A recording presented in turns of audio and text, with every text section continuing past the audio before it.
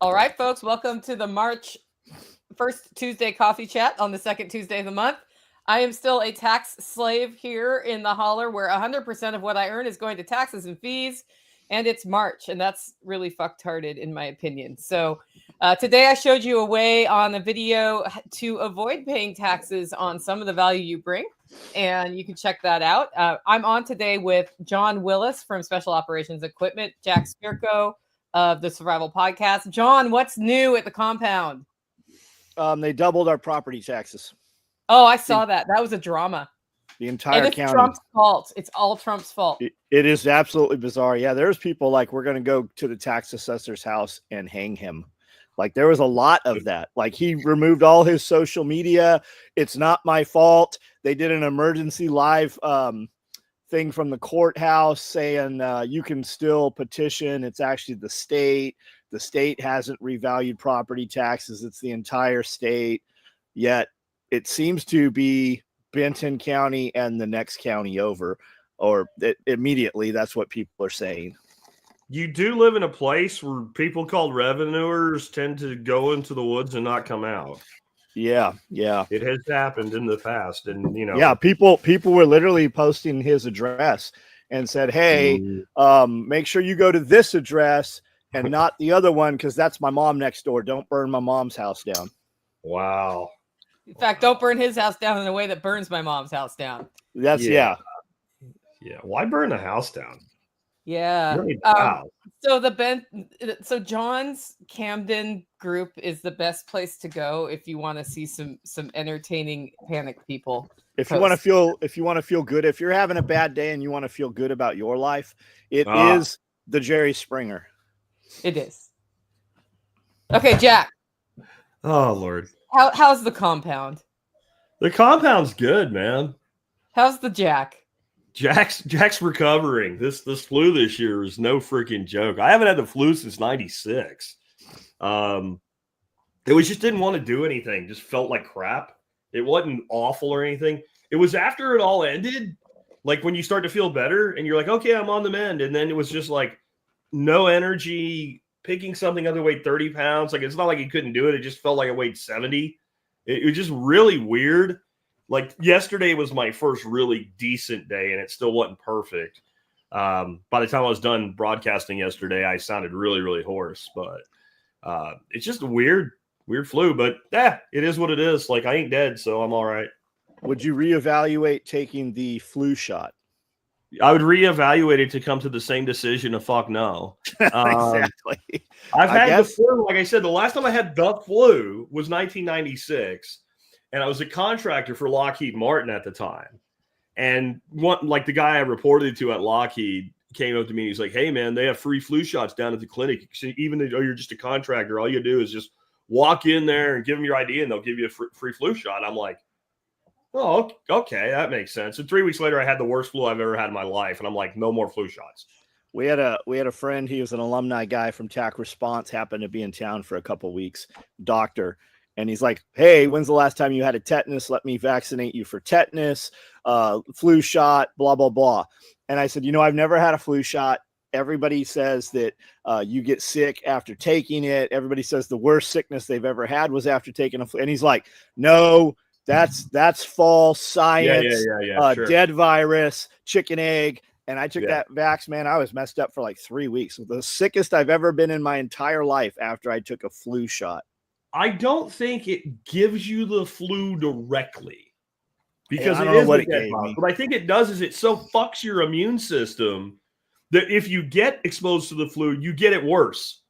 It's the exact opposite of what it's supposed to do. Like, it just train wrecks your immune system is what it seems like to me. Like, there are vaccines, and people get very mad at me for saying this, that seem to be very effective. I haven't seen a child with chicken pox for 30 years. So I'll say, okay, that seems like it works. The flu vaccine is highly ineffective.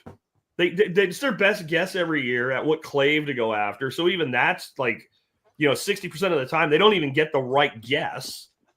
And then what do I get out of a flu shot? I get sick anyway. So I'm not doing it. Like, I'm not one of these all or nothing on vaccines, but flu shot, you can shove it up your ass. The freaking COVID shot, you can shove that up your ass. Like, that's not happening. Yeah. And then like the guy with tetanus to me saved millions of lives I mean, more people died in World War I of tetanus than bullets, especially Americans. But you can't get a tetanus shot. No, it's mixed now. Right? It has to be a DTP. And then what do they tell you? Well, you get a tetanus shot if you have a puncture wound. Well, if you have a puncture wound and then you get a tetanus shot, the time doesn't work. It doesn't work. Like, it takes your body like 3 weeks to develop the antibodies, but it only takes you like a week to get tetanus. Now, any doctor will tell you that, and then they'll tell you to do it anyway. And it's just, I'm sorry, my faith in Western medicine is dog shit at this point. Yeah, the doctors say if you're on a homestead, like, keep up on your tetanus shot every 7 or 8 years, I think it is that they say. Yeah, can you give me a tetanus shot then, doc? No? Okay, then I'm not doing it, right? Like, I mean, hopefully that will change. That would be nice. And tetanus is supposed to be in the soil. It's not on rusty metal. They used to tell you 10 years, every 10 years, because as a kid, you know, you're always getting stitches. And it was every 10 years. And then it's 5, and now it seems to be 3. I did say the combination tetanus on a live a couple months ago, and a bunch of people said, no, you can, in fact, get a tetanus vaccination. I don't know where you would go about getting that. I think somebody probably knew a doctor. Yeah, somebody has it somewhere. Yeah. This guy says both his kids actually got chickenpox after getting the vax.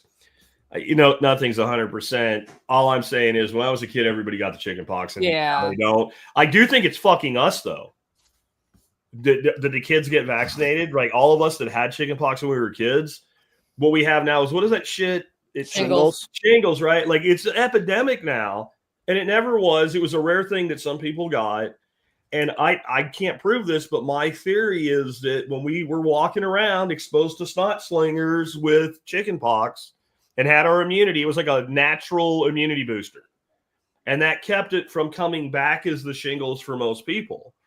And then when we started vaccinating all the snot slingers and you don't get exposed to it secondarily anymore, now you have it come back in your 50s, 60s, 70s as shingles. My wife's had shingles like 3 times. I never have, fortunately. I get it every 2 years. Yeah. They used to have chickenpox parties. Every time some kid on the street had chickenpox, they would bring all the kids together to play so that the kids just got it and got out of the way. I was in Catholic school, and literally when kids started getting chickenpox, until they got really like miserable, they kept them in class so that we would all get it. So instead of having a party, they just did it at school. They're like, oh, Billy's got chickenpox. Is your fever's not that high yet? Okay, Billy, you stay to the end of the day and then stay home. Everybody go talk to Billy. Like, I mean, literally, that was Catholic school in what, like 1981. Well, it's funny because being raised in that approach, then the flu vaccine makes no sense. You're like, I just need to be exposed to the things so that my body knows what to program itself not to react to, right? Yeah, I thought the chickenpox. I thought shingles was for. I thought it was adults getting shingles. Typically did not have chickenpox as a child. I thought that's kind of how that went. No. I had them at 16. Latent virus thing. I had pox at 16. My first case of shingles ever was 18. And then I didn't have them again until I had this, like, every 2 years I'd get poison ivy really bad. And it turns out it wasn't poison ivy. Oh. But it was like, finally I saw a doctor and he's like, that's not poison ivy. I was like, oh, okay. I've just been like treating it with a topical and going on with my life. But yeah. I really have lost faith in modern medicine. So Dorothy came down with it, but she had it on 2 sides of her body, which, you know, doesn't do that. That can't happen. It doesn't cross sides. And you can only have it once as an adult and then you're good. Yeah. Yeah. But the truth is it happens like 5% of the time it presents on both sides of the body. So then a doctor's like, well, see, 95% of the time it doesn't. But bro, like, that's... It doesn't negate the other 5 statistics, and that's why you went to medical school. You know, or like when my wife was on a bunch of medication for a thing called trigeminal neuralgia before she had surgery for it. The doctors would say, but all these side effects. We had a neurologist who was saying it's not trigeminal neuralgia, it's actually MS, which made no sense at all. And I'm like, but when she has to take all the medication, she has the symptoms, and then when she stops taking the medication because she's in remission, she doesn't have the same. Well, the incidences are low, and all the drugs she was on had incidences of like 1 to 2% side effects. But when you put 4 of them together, guess what? I mean, like, this is not something a redneck duck farmer should have to explain to an MD. But that's why I don't trust them, because these are the most basic common sense things that our grandparents taught us. and they've just thrown it all out. Well, most MDs now are they're drug pushers. I mean, they're pharmaceutical pushers. I believe that. Ken Berry explained it at one of our workshops one time that you just get to bill more the more drugs you put the patient on. 3 is the magic number to get 100%. Exactly it was 3. Once you have them on 3 drugs, the billing code goes to a different code. And then just for seeing the person walk into your office, writing down some notes and sending them back out, the insurance company pays you more money.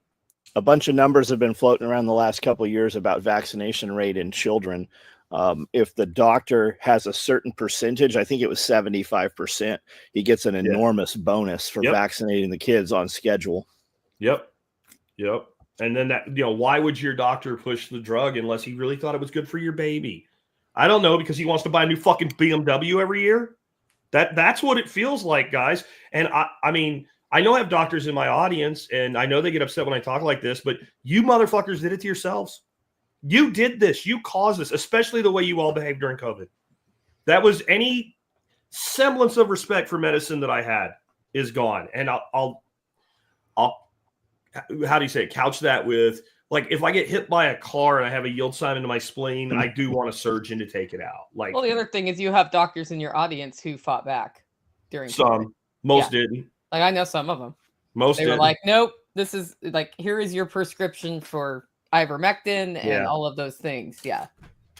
Hydroxychloroquine. There's all kinds of shit coming out about ivermectin being anti-cancer now. So, and flubendazoll is the other one, something like that. Yeah. And the combination of the two is the powerhouse, it seems. I saw something with RFK this morning, who knows who made it, saying that they were going to stop the push on the flu vaccine because it said it just simply doesn't work. Yeah, that pissed off some liberals right there. Well, look how many they're squealing over fluoride. How am I going to get my fluoride in my water? Add it if you really want it. It's not that hard. So growing up in an area without fluoride, they had you swish stuff at the dentist. That's same here. Yeah, same here. They or did it at school. That bitey thing where you're like, just tastes like cranberries. Ew. Yeah. And the little pink pill to show all the plaque on your teeth. They did that. They did that at the schools. Yeah. And they vaccinated us at schools too. We lived on a military base for up until like the 6th grade. But I do remember all the classes, they'd sit you out at the, at the lunch tables, and they'd come around and give everybody a shot. I don't even know what shots we got. I remember going to the pediatrician to get a vaccine. What I remember them doing in school was mass tuberculosis testing. Oh yeah. They'd come through and poke everybody in the forearm, and then like a week later they'd come back and look at it and go, oh, okay, you're not going to die. What's the big crater people have in their arms? I had just missed that. I know seeing that on some of the older people. I missed mine, but then the military does it anyway. I don't know if they still do, but when I was in, and it was not done the way old school with where they jab you with a bunch of shit or cut you with glass or whatever. It was just one of the air gun things, but it does leave a different mark. Like all the other like you get 5 air guns in about 3 seconds when you in process. You roll your sleeves up, you step up, you got 2 guys, ba-bam. Then you step forward, 2 guys, ba-bam, and then one more, ba-bam, in the one arm. And the one that's a solo vaccine was smallpox all by itself, and it left a crater in your arm, even though it was done differently. Yeah, Beth Emily says, yep, I still have a crater in my arm. Yeah, I missed that too, John. My sister has one. I don't. My grandmother had one. It looked like the size of a nickel. Yeah. Like in her back, not her arm. It was weird. Some people, they did it like right back on their shoulder blade. Well, I mean, since we're on this topic, have you guys made your toilet paper forts to protect yourself from the measles yet? No. Tell me about toilet. I don't see what's the correlation. Because during COVID, people went out and bought toilet paper, and the joke was that they made a toilet paper fort. No, this year we're making egg forts. Oh, that's true. Okay, so are we talking about the young girl that passed and they said she had measles, but they had just vaccinated her with a live vaccine, and she died the following day? She died the following day, and everybody says, well, of course she tested positive. You guys gave her a live vaccine. She had RSV and pneumonia, and then they vaccinated her for RSV and MMR while she was sick. Now, You But don't. it's the fault of the unvaccinated. You don't do this. You do not vaccinate a person while they're sick if you have any fucking brains. I mean, I literally took my cat to the vet, and he was sick, and he was behind on his vaccinations, and the vet's like, no, yeah, we won't do that until he's better. We don't want to give a vaccine to somebody that's a cat that has a virus, right? So a vet knows not to do this, and is freaking hospitalist, and then. Most of these people are Mennonite, and they're in this little settlement down in one little place in Texas, and they keep talking. They're doing exactly what they did during COVID. If you don't live in Texas, you think that we're all hiding toilet paper force, that everybody's worried about measles. It's everywhere. There's like 200 cases. There's 29 million fucking people in Texas.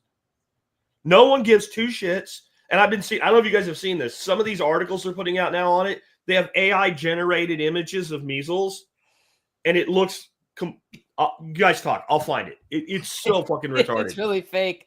It's well, so the other so thing that's fake. going on, John, is people are flying on planes into the country, and there's a case on the flight that did not present. And the headline is, person from Mexico imports highly infectious, deadly disease. Yeah. That's the headline. Like, But everybody's going to die because they were on an airplane with somebody who got the measles while in flight. And it's a 0.1 death rate, I believe, which is pretty low. And then they couch, I know, I've seen that. They couch it with, but it's highly infectious. And then all of the people who are anti-vaxxers are like, this is because of the unvaccinated and blah, blah, blah. And I'm like, well, okay, so the unvaccinated person you're talking about came out of Mexico. So they're not a U.S. citizen. They were on a flight. And if you're vaccinated against the measles, why are you even worried? It and only then, works if that's the everybody does picture. This is what measles looks like. Not like the Brady Bunch show where Bobby got it and all had to stay home and play games. What the fuck even is that supposed to be? I mean, it's like, I don't even think if you told AI to make an image of the measles, it would do that. I think that That looks like one of those frogs that carries its tadpoles on its back inside their pores. It does look like something's living in there or something, doesn't it? Like, have you seen people that need organ transplants? If they've not been vaccinated, they're making them catch up and take all the vaccinations before they'll let them have the transplant.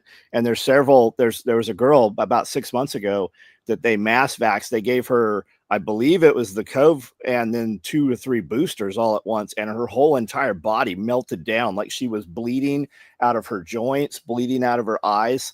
That went on for 6 weeks, probably. Her sister was there. Oh yeah, doing daily reports. She had all kinds of like bruising on her face. Yeah, and there's and they're like, we have nothing to do with this. This has nothing to do with. Okay, so she was sick, but she wasn't fucked up. You put her in your hospital. You made her take a vaccine. Within hours of giving her a vaccine, she looks like this.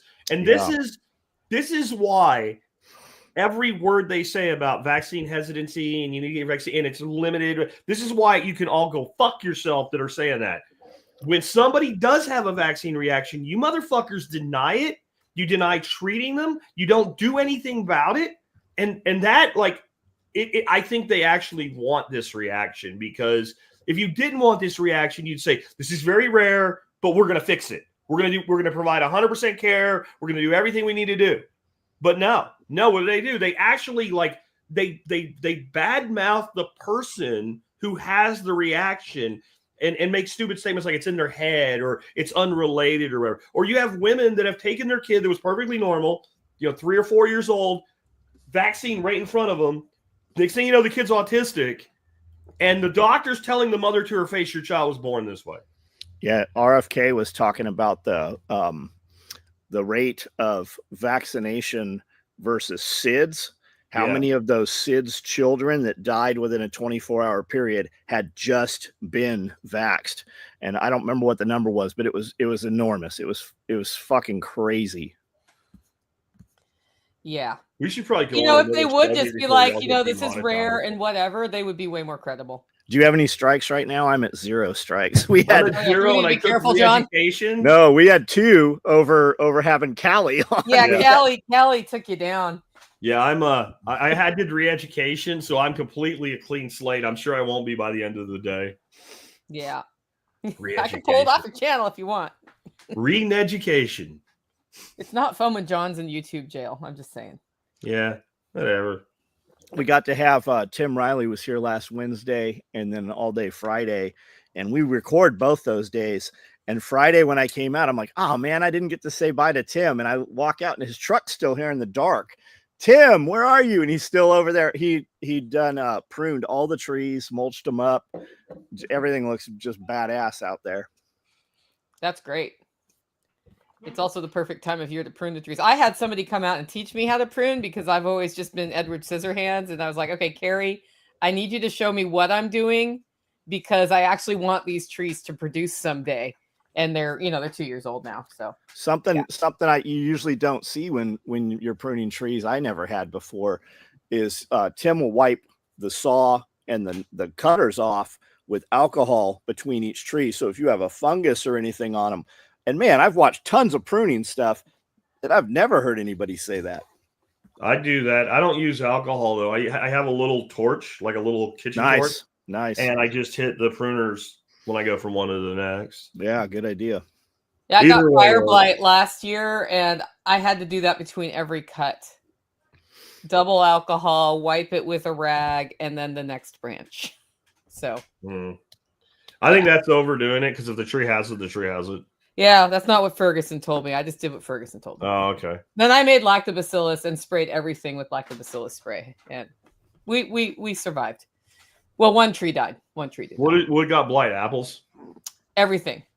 Everything. We had a cicada year last year, and my trees were young, and I've never had a lot of damage from cicadas, but they injured the trees. Yeah. And then one pear tree got fire blight, and it was when I was like basically commuting to California. So I get back from a trip and I look around, I'm like, oh no, are they all gonna die? And there's like cadmium jelly on there and all of that. So he was like, you'll be fine. And Jesse, it took me like 3 days. I don't even have that many trees. It took me 3 days because it's like every cut. Jesse, all my trees are budding and blooming, and we cut 50% off of some of those trees just because if they do bear fruit, you're going to snap them under that kind of weight. And we want a lot of air. They say something I've heard many times is if you take a cat by the tail and throw it through your tree and it can reach out and grab the branches, you've not pruned it enough. You want that opened up. You want sunlight. You want air to all of that. Yeah. And the thing I never really, I kept reading about it, but didn't quite get it till it was shown to me is if a branch is coming off at a 90-degree angle, that's strong. If it's a small angle, like sort of like that, that'll become weak over time and peel off. Yeah. So that was the part I'd always been like, where do I cut? Where do I cut it? So we ended up cutting a lot more than I would have in the past. I'm just growing animals from now on. I'm tired of fucking things dying. It's going to be 119 degrees in the summer again. It's not going to rain for 3 months again. I'm still going to have 6 inches of soil before rock again. You know what? Ducks do just fine. Chickens do just fine. Other animals do just fine. Gooses do just fine.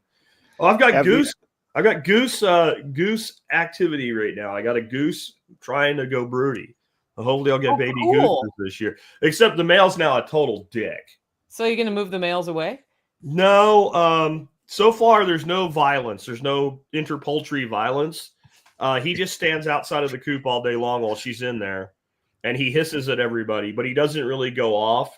And I have 2 males, so I have an unmated male, and he hangs out with the ducks all day long. Like, I am out. Yeah, like I'm not gonna do this. And I've tempered him. I go in there with him, he hisses at me, and I grab him by the neck and I pick him up. You can grab him so easy. I pet him and shit, and it's like being humiliated. It's like, when like your older sibling like goes, stop hitting yourself. It's kind of like that. You're just petting him and you're going, how you doing? And he bites you and you're like, oh, is that you're gonna do that? Bite harder. And he's like, stupid beak doesn't kill. And and so he's completely deflated now.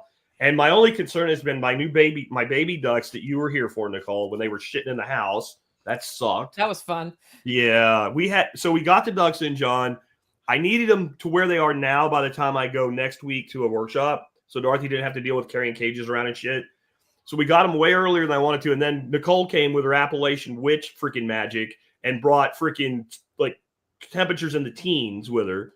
So then they couldn't go in the shop. So they had to be in the house. I had like these rolls of plastic bags laying on the ground and then like this cage with 2x4s so that they shit through the cage. And every day it was like the biggest diaper you've ever seen in your life that we had to haul out. And then the day she left, her witch weather went with her. And so then they went outside, started getting tractored around. And just yesterday, they had their first Freedom Day. So they're over there with the boy Goose, who's angry, but he's like seems to like have been like, you guys are little, you're kind of like gooselings, so you guys are okay. Like we always had the geese steal the ducklings, and kind of mama goose them, and the geese take really good care of the baby ducks. That's what happened last year. I had 6 babies born to a duck. They were at about 2 weeks old, and the girl goose had just given up brooding, and she failed again. And her and the 2 males stole the babies. And they did, like you said, they did great. There was no hawks to worry about because a hawk looks down and like, I don't want to do that. Can you do Sudan grass on your property? I can. I have some actually. Like, yeah, they I don't know where it came from. Yeah, they say it'll put down like 8-inch roots. It'll break rock, and I know they say that about daikon and stuff too. Break. But nothing breaks rock here. It's lime. We don't even have rock. We have concrete. Like so legitimately, to break rock, you need a little teeny crack for the root to get into. What I need to do is the next time I come up to you, John, since you've never been here and you won't fucking leave and come here, is bring you a piece of it. And just give you a piece of my land as a rock. Because you can't really understand it until you look at it. Yeah, it is an aggregate, and I would say like 40% of the mass is shells. Like it's all fossilized shells from like 50 million years ago. So it literally is nature's concrete. It's hard as fuck. The only thing that will get into it is the trees, after about 10, 15 years of growing, will eat a couple inches into it because the humic acid on that base will have that chemical reaction. And it'll turn orange. And then you can take a piece of it and you can crumble it in your hands, but it'll only go down about a foot. And then once you get down there, it's like sarcophagus. It looks like the freaking pyramids probably did before people stole the capstones. It's polished white limestone. There's no fucking with this. It's just, if I was worth a couple $100 million, and I didn't want to move, I would just bring in like 5,000 dump trucks of dirt and just build it up about a foot. Yeah. Yeah. Just break down wood mulch and stuff. Yeah. Or a hydraulic, a breaker on the end of a big excavator. The only benefit to this really for us is we will never have a foundation problem. Our house isn't going anywhere. They don't even send mailers out here. Like it's one of the biggest, because there's so much black clay in this part of Texas. Like one of the biggest industries here locally is foundation repair. They don't even send mailers to us. They like their engineers have gone, this whole piece of Tarrant County, just don't bother these people. They're not, this is a 1978 house and there's not a door that sticks. That's great. But if you want a swimming pool, it's $25,000 for the hole. Or an above ground pool. Yeah, that's why we have an above ground pool. Yeah. I was like, I'd really like an in-ground pool. Like, you want to pay $25,000? She goes, well, maybe. I'm like, for the hole? She goes, not the pool, the hole. Yes, the hole. The hole will be $25,000. The pool will be like another $30,000. You wouldn't even have to put a liner in it. Dennis said that they almost could have skipped it. Like he's like the like that top foot, it's all crumbly. But once you get into it, like he said, they had to bring in first. They brought in 2 big excavators, and they beat on it for like a week. And then they brought a Billy Bob in and they fucking dynamited it because they couldn't do it. Yep. And these people over here did one about 10 years ago and they totally dynamited it too. We heard the machines going for a couple days. And then one morning we just hear like this deep concussion and like this. It was like every 2 seconds for like 5 explosions. Like, and I'm like, yep, they just dynamited it. But did next door have a bunch of emails about, did somebody hear a big bang? Oh, yeah. And in fact, the dude had put it out that it was going to happen, and all the Karens went crazy. We get that every day here. Yeah. Karens. Well, I mean, how's your egg business going there, John? Egg business is booming. Like before I even open the door, there's people waiting for eggs. You're selling eggs now? Yeah, $4 a dozen. Like I'll go before I even bring the eggs down the hill. There'll be two people. Hey, how many do you want? I'll take all you have. Okay. Are they reselling them?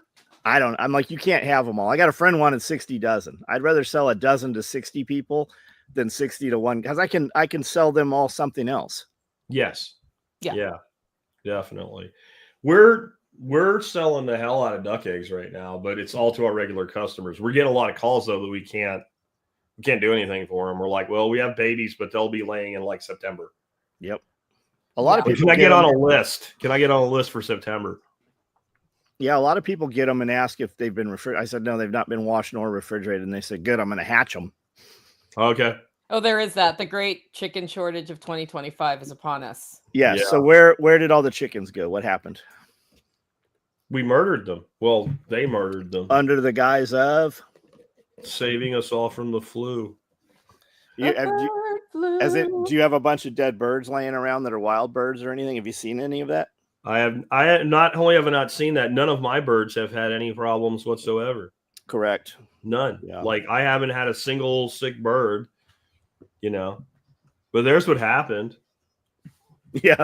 There's what happened right there. For those on the audio only, so it's a Democrat donkey just dumping chickens into a grinder, killing them all. And it says we're out of eggs. And it's Trump feeding baby chickens and waiting for them to grow up so they can grow eggs. And then the Democrats back saying, still no eggs. What a failure. Like that just pretty much sums up the entire left right now. Yeah. I mean, it's been like 2 months. Why hasn't he fixed the egg problem? Do you notice most of the panic over the bird virus crossing into raw milk has seemed to have halted also? I haven't seen much about that either. What I've noticed that's interesting, that's I guess loosely related and part of the whole RFK thing is a much lower prevalence of drug commercials on Fox News. Mm-hmm. Like we keep that under in the day for current events stuff, and also Dorothy can tell me what's going on and all. And I would say before the election, 2 out of 3 maybe commercials on Fox were either drugs or buy gold, right? Like, or buy a pillow. Like those were those it. And the number of drug commercials is distinctively down. And I wonder if they're trying to kind of blackmail Fox News to come back around to their way of seeing things or something. Oh, like they're not paying for advertising with them, you mean? Yeah, like we'll just cut our advertising and show you what it's really going to be like if this happens. And one of the things RFK has said is that the president could sign just an executive order and ban pharmaceutical commercials. And as much as I don't like the idea of banning things, I think that would be one of the most liberating things that could happen. And I don't think the world falls apart over it, because we all remember Marlboro Man and the Camel and Points and all the commercials and the doomsday of what was going to happen if tobacco can't advertise, then you won't be able to advertise puppy food or something. And like nothing fucking happened. Like all that happened is people smoked less. And then the media also started telling the truth about cigarettes. That's what happened. And if you think about it, if you're a news agency, John, or a channel, a commercial, a media outlet, and I am, Purdue or I am Pfizer, and I'm spending $30 billion a year with you, you're not going to say a fucking thing about my product. You're not going to do it. I don't care how much integrity you have. You're going to be in the end, your accounts are going to go, don't fucking do it. And you're not going to do it. And I think this is like the big version of Hunter Biden's paintings, right? Like Hunter Biden was just out saying he doesn't have any money anymore because he doesn't know why, but nobody wants to buy his shitty paintings anymore, because I guess you can't buy influence of the president when he's not there anymore. And it's kind of the same thing. Like, I don't think they actually believe for a minute that watching some fat chick pick up to-go meals and distribute them to the office and then break out in a line dance is actually selling drugs. I don't think that that's the goal. I think that the goal is to pay for influence. That's all that it is. I mean, the commercials are so... It's almost like they're doing it that retarded on purpose just to throw it in your face. Look what we can do. What's Dr. that? Perry is in the house. If I take this drug, I got to take 5 others or my butthole falls out. That sounds wonderful. Let's do that. Yeah. Don't take this thing if you're allergic to this thing. That's the best one. You know why they do that? Because it makes you ignore the other side effects. This is what my wife used to tell me when she was a nurse. Drugs rep would come in and say, well, if they asked, the doctor asked or the nurses asked about a side effect of the drug, they'd say, do you know if one person in the whole trial has that side effect, they have to put it down as a side effect. Bullshit. It has to exceed the freaking placebo control group for that to be the case. But they just lie like that all the time. And then so the way to get around that is you put in your laundry list of side effects. Don't take it if you're allergic to it. And then the average human mind just goes, oh, they have to like just say everything. But now, I don't know if you've noticed this, some of these drug commercials like, see our website for additional side effects. Like they literally run out of fucking time. They're like, your asshole could fall out, your perineum could swell up. I had to look up what a perineum was. I didn't know. It's the place between your balls and your ass, if you're confused. Isn't that your taint? And if I take this drug that's designed to make me not depressed, the space between my balls and my ass will swell up. That would make me depressed. It also going to increase my suicidal tendencies, which I'm thinking that's kind of the opposite of not being depressed. Like, this shit is ridiculous, and yet it is the biggest industry in the world. There's nothing bigger than it. What's the number on pharmaceuticals? I can't remember what the term is, but they have a number of how many people in the group, and out of 100%, that rate might be only 11% that got any positive benefits, but they'll still put that out. I can't remember what that was, but I recently heard that talked about, and it's pretty astounding. Your taint. Yeah, that's what it is. We're still back on the taint. If they would have said taint, I would have known.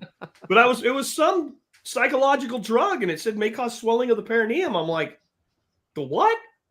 Like, no. You look it up, you're like, yeah, that's what shit. Like, how? What? Or it might cause lymphoma. Like, of all the cancers that you don't want, you really don't want lymphoma, right? When you get cancer, the first thing they want to know, did it spread to the lymph system, right? Because that's your stage of cancer and your odds of being treated. Like, I think if you have it of the lymph system, it's done gone, right? It's done moved out there. So, and it'll say, how about this one? Have happened. Like, talk about like passive aggressive passing the buck, right? Like lymphoma and suicidal thoughts have happened. What the fuck is that? And this is what, like, half the people in this country will die and fall on a sword to defend this. Which makes no sense, but that's where we are. That's where we are. That's where we are. That's where we are. And I know what we can do to fix it. If we burn enough Teslas, that will fix it. If we that might start wildfires, Jack. Wildfires are bad. Not if they're Teslas. It's okay to burn Teslas. Did you see the woman with the penis that got put in the female jail that was released on her own cognizance, that burnt down, had the incendiaries? You know that she had she had 3 other incidences that they believe that where he had lit other Teslas and dealerships on fire. I think it's the same dealership that was also fired into, had bullet holes through a monitor inside and through the windows. I love how I don't have any friends that bought a Tesla. They have trucks and, fast cars and shit. You go back 3 years ago, that was the virtue signal. I've got a tranny kid and I have a Tesla, and a 2-legged dog. And now those are the people that are, burning down the Teslas. I didn't see the she that you're talking about. I did see the dude that looks like a retread 1970s hippie chasing a Cybertruck through the middle of New York and then smacking the side of it. Like I look at that and I go, do you know what happens if you do that in Fort Worth, Texas? The truck pulls over, you get your ass beat, and the truck drives away. That's what happens. In New York City, what you do is you run behind a cop car after you do it, and they protect you. Well, it's okay to beat up Cybertrucks, of course. They just took down the BLM Court Square shit there in I guess that's in DC and New York. Oh yeah. DC definitely, like, they're ripping it up with, they got Caterpillar machines out there and shit ripping it up. Burning a Cybertruck removes carbon from the atmosphere. Yeah, that's a good one. I mean, it's never been about logic or actual outcomes. So I'm Yeah. seeing that all the diesel tuning and all the EPA nonsense, it does seem to be that tuning is back on the menu, and EGR deletes and all that stuff. The stuff that basically where you take your DEF system off of there. I'm seeing that there is nobody to enforce that, and they actually have terminated all those inspectors that were going around. Have you guys heard anything about that? I see a lot of YouTube channels putting that out. No, I've just heard the rumors like you, John. I've not heard anything. Yeah. I did read today, and I haven't confirmed it, that the USDA canceled a program going into the second half of the year where they were giving grants to schools for buying local produce and food. That'll probably be back on. Yeah, people are it'll probably come freaking out back. about that. And I'm like, well, like, why did they get rid of it? And what are they doing? And has the school lunch program actually made us healthier? No.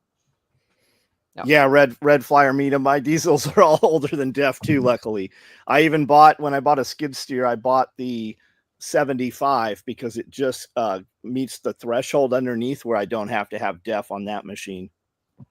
That's a dumbass thing too. Like, yep. There's those new vehicles that require it don't actually require it. And what I mean is there's no mechanical reason the vehicle wouldn't run without it, except that they program a chip to sense it, and it literally like slowly disables your vehicle. Like it just starts reducing your performance, and then it gives you like a certain number of miles where it just won't run at all. But there is no reason that the motor itself would not run without it. It's all computer bullshit. And I believe all the new ones have a tattletale. Like if you even it rats you out. Yeah. Like this motherfucker doesn't have piss in his tank. Come get him. Yeah, my Toyotas know right when it's time for a oil change or service or anything. Start telling on you. That's well, right. we can't. Well, it's going to affect your warranty, social credit Willis. score. We can't honor your warranty. You went 2.5 miles over your oil change limit. So the fact that your wheel fell off, that's why it happened. That's what's coming. That's what's going to be next. Is they're going to be monitoring your vehicle, and anything outside of the service window, they'll say that's your warranty's void. And it will affect your social credit score. Yeah, John didn't change his oil. Fuck him, man. He's killing the environment. He's killing the environment. He didn't go get more oil. He's like, my car hasn't moved in 3 months, so I don't need an oil change. Oh, no, every 90 days. Yeah. We have to kill dinosaurs synthetically so that you can get new oil. Synthetic dinosaurs. Hey, are those people still stuck in space? Yes. Yeah. Elon's going to go get them. He was going to go get them, but then I know there was an explosion on one of his. Was that related, or was he just doing something? No, that was Starship, which they expect explosions. Like, that's the thing. Like, he'll literally do a press conference tomorrow. We're going to be testing these new features of Starship. And there's an 85% chance that Starship will explode in the atmosphere. And then the media acts like it's this, like, oh my God, Elon can't even make a rocket or whatever. Yeah, they're portraying it as though it was the mission to rescue those astronauts. Yeah. And apparently there's a bunch of nonsense with the astronauts on that system up in the space station. And those two individuals actually hate Elon Musk from what the tweet seemed like. Fucking stay there then. That's how that needs to be. He's literally the only person with something to go get them right now.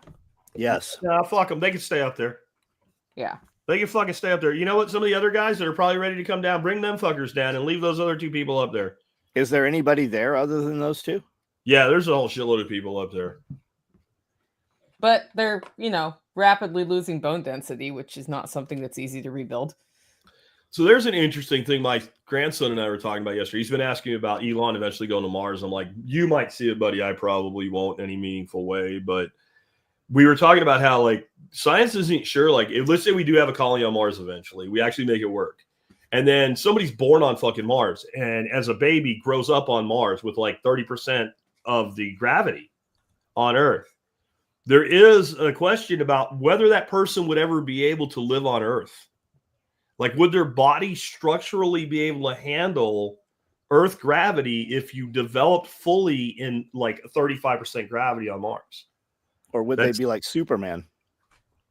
Well, no. See, we would be Superman. That's the other thing, right? So let's say there's a colony on Mars, and people are being born on Mars, and now you're several generations into it. Got it. I see what you're saying. You're on Earth, and you're native born to Earth, and you go to Mars, you're Superman. Yeah. Right? You can kick everybody's ass. You can lift like 2 times. It's like Star Trek shit. Like the guy grew up on like a heavy planet, so he's super strong, like a Vulcan or something. Even though you kind of look like the same, it's just the muscle atrophy and things like that.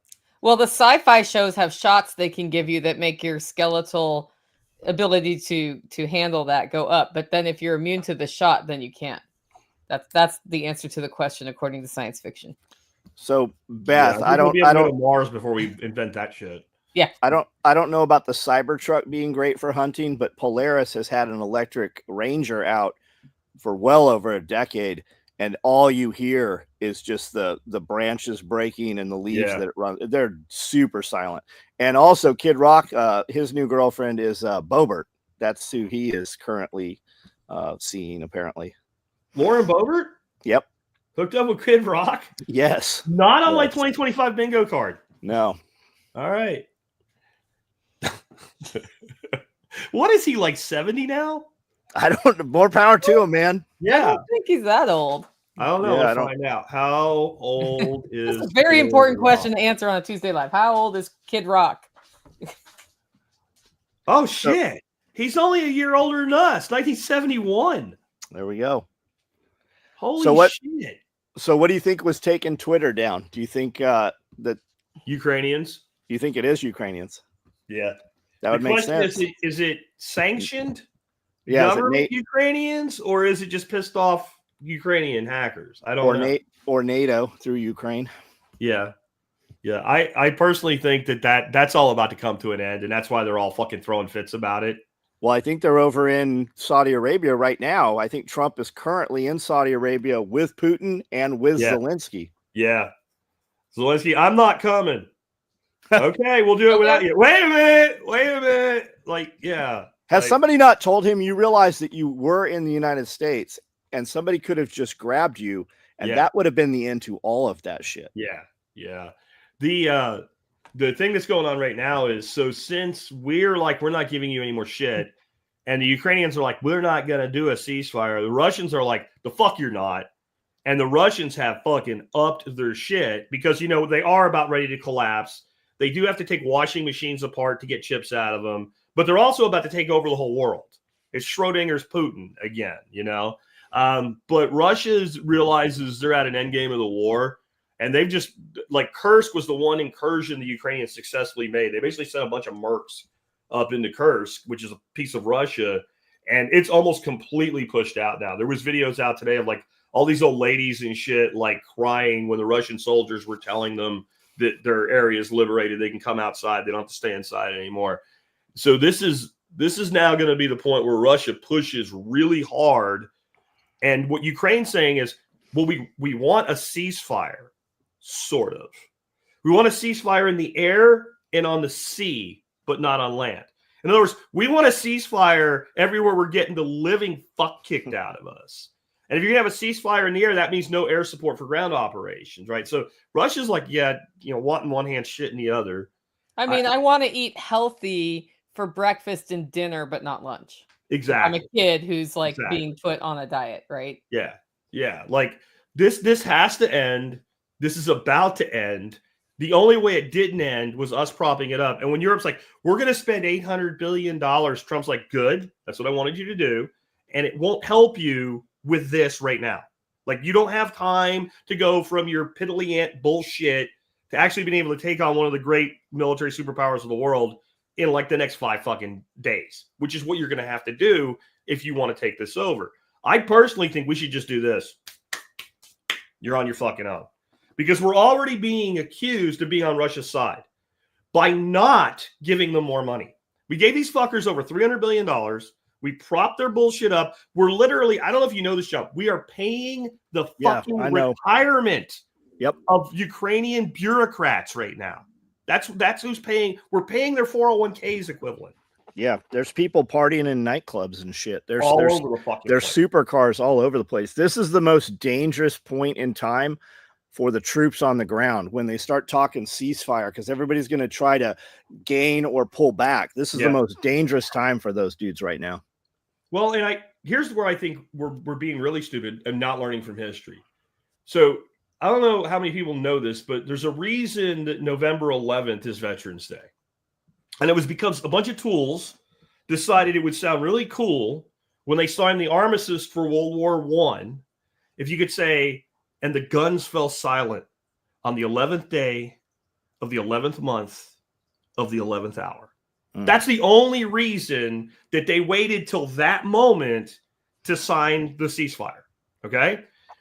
A month before this, everybody was in agreement. This is over. They had another month of fucking horrific war so that someday a narrator on a thing could say those hallowed words.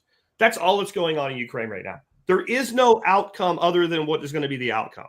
So and it's been that way since the beginning. And all we're doing is having people die for no good fucking reason at this point. So how about those tariffs? Yeah. What tariffs? Okay, so is it my understanding that the tariffs that Trump is talking about is only matching Canada? Canada already has a tariff on the United States. We are going to bring up a matching tariff. Justin Trudeau loses his shit, raises more, so we meet him. And there is actually zero tariff in effect currently, right? Yeah, it's all talk. None. There is some tariff in effect. Like the tariffs on China are in effect.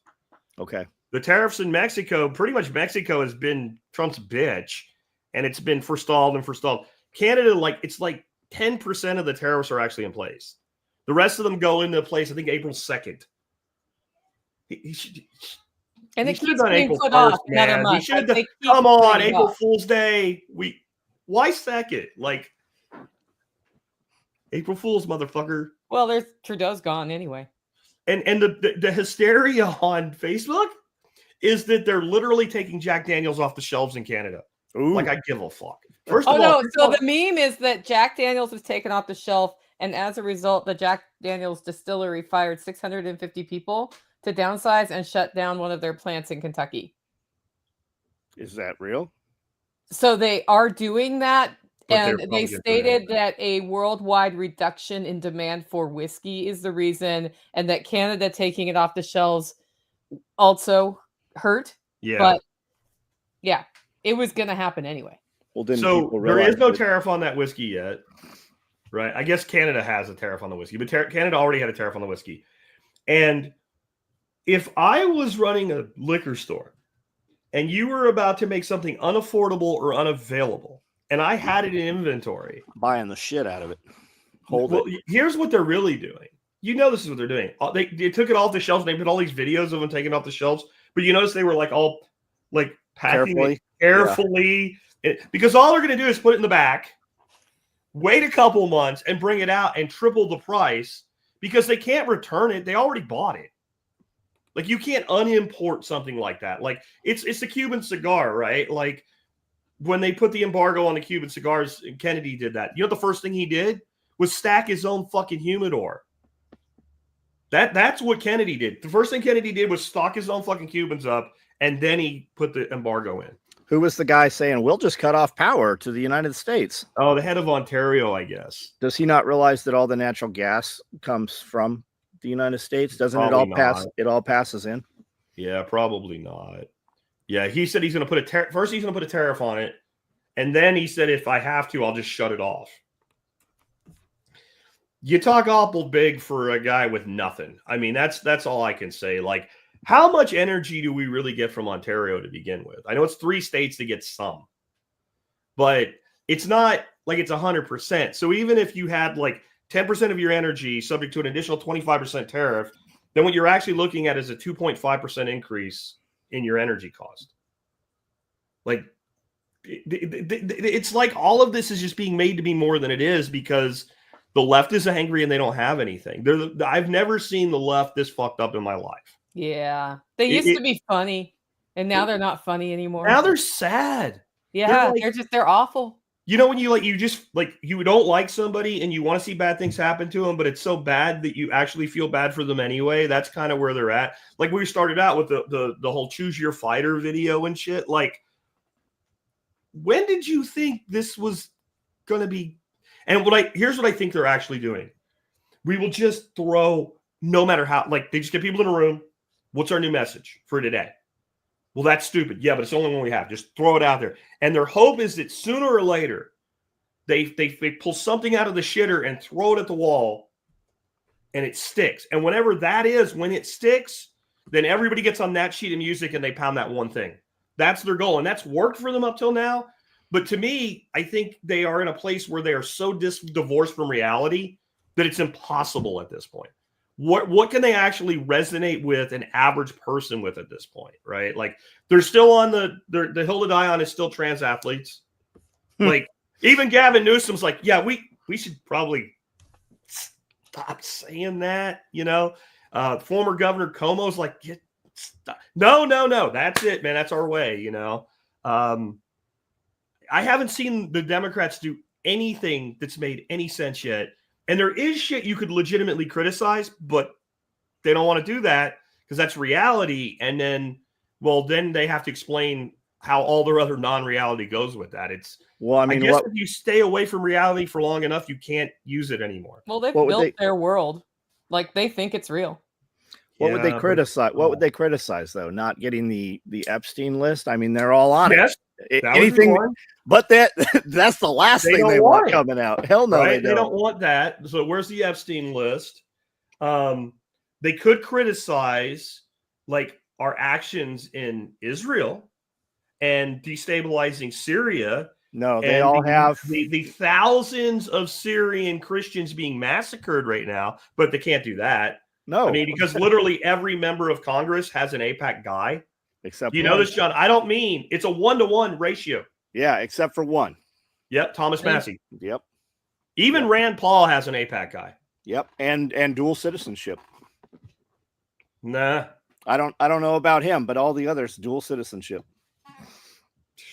So here's one from Art by Lee Murphy. Seen on a Democratic T-shirt, or seen on a T-shirt. Never seen Dems this angry since Lincoln freed their slaves. Yeah, I saw that. Boy, isn't that the same argument still being made? Yeah. But without immigrants, who will pick the crops? Yeah, it's kind of disgusting. Who's going to clean our houses? Who's going to clean our houses? On the nose there, right? Like, and then the other, like this again, there's no reality basement here. So Biden let in somewhere between 12 and 20 million illegal immigrants. But if we deport them, who will pick the crops? Mm-hmm. The same motherfuckers that picked the crops prior to 2020?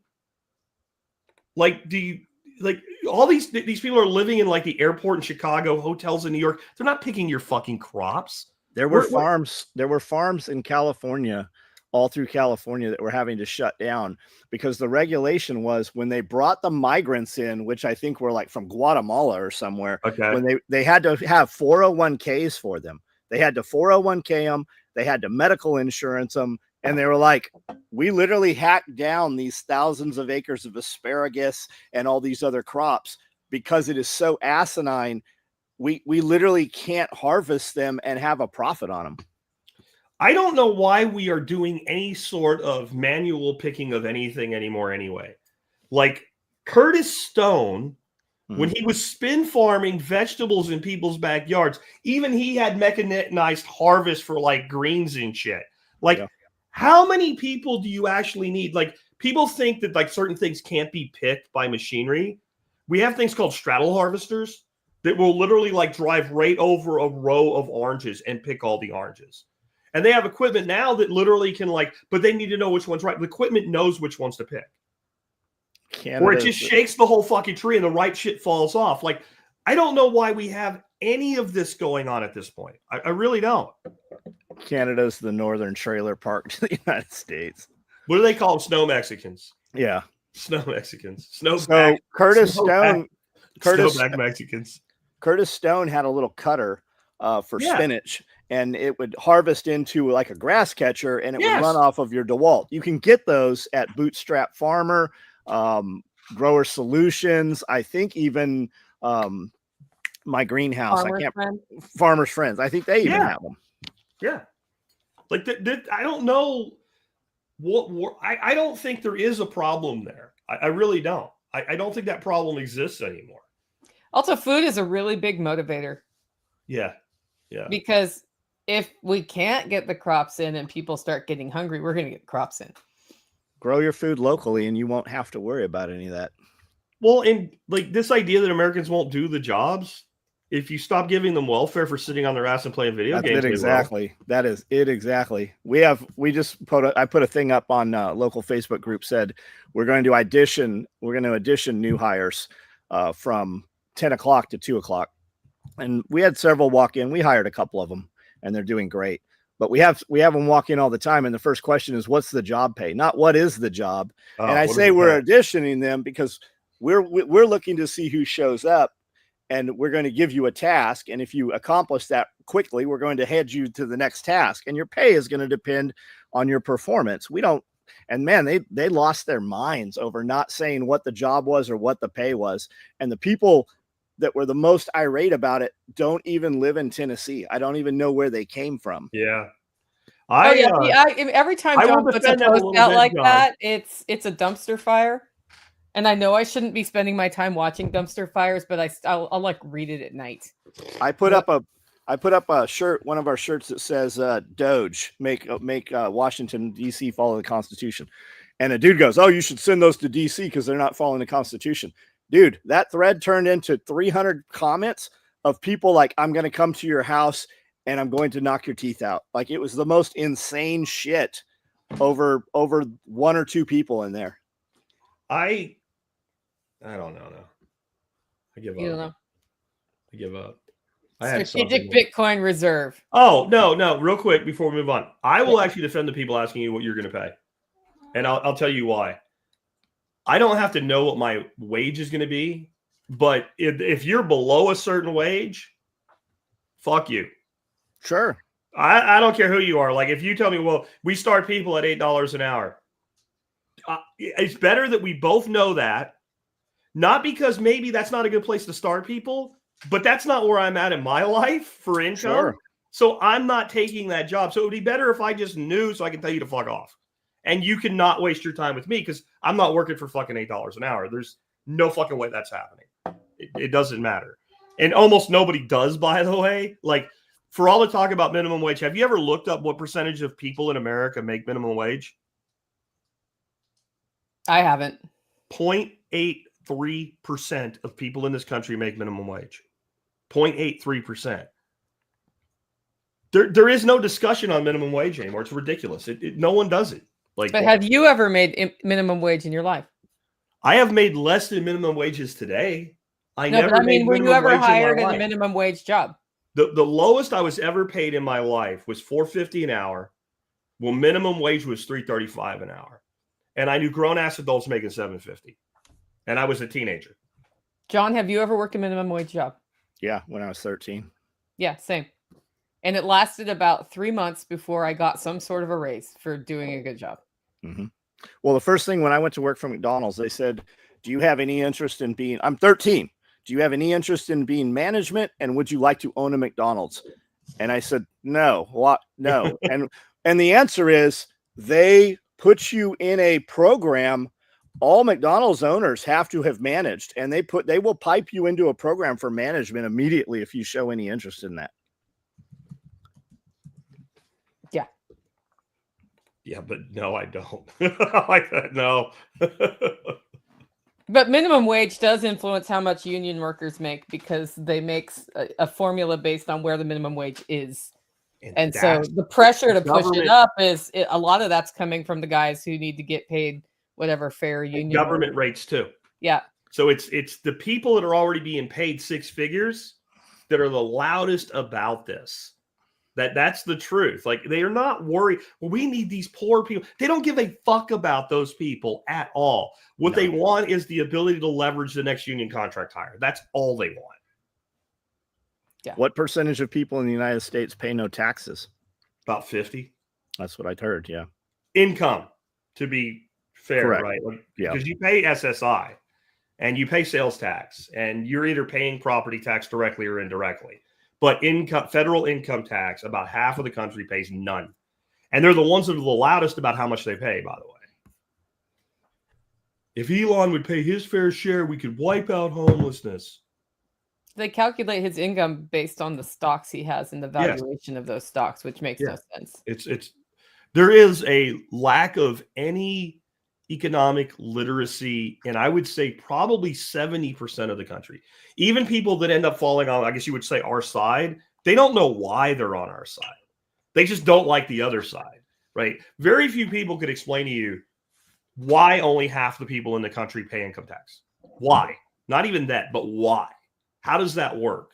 How does that work out? Earned income credits, minimum standard deductions, etc. Like if you're a married couple and you make less money than 2 times the standard deduction, right there, you're not going to pay tax.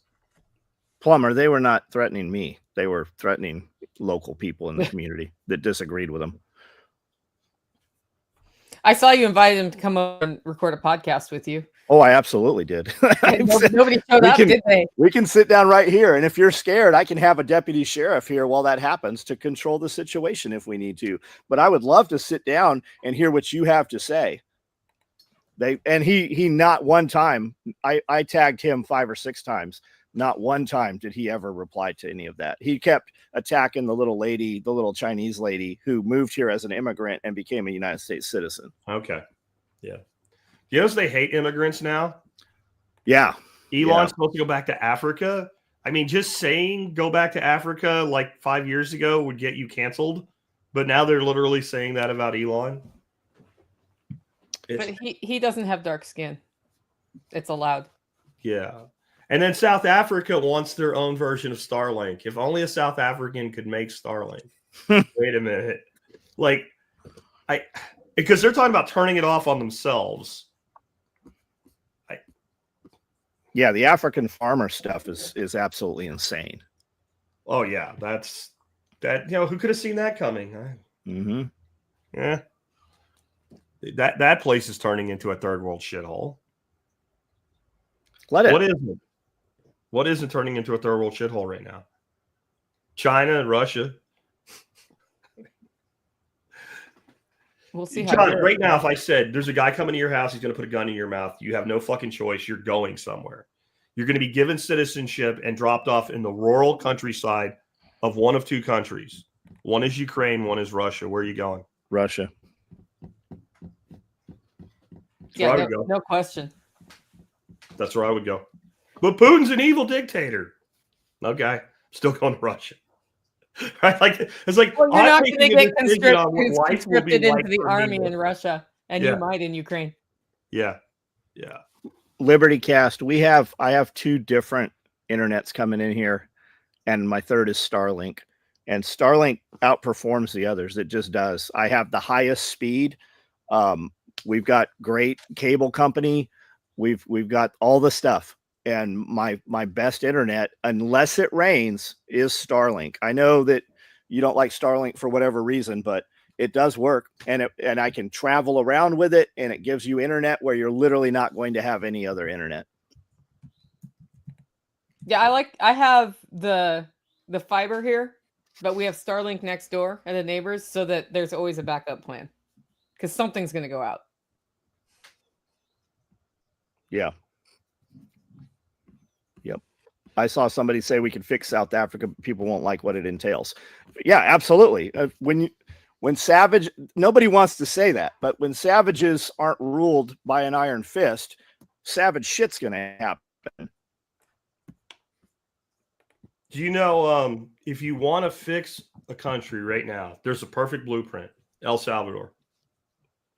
And it didn't look good while it was happening, did it? Like, literally, it was like, oh, you're a gang member, you're going to fucking prison. Oh, you're a gang member, you're going to fucking prison. Oh, you look like a gang member, you're going to fucking prison.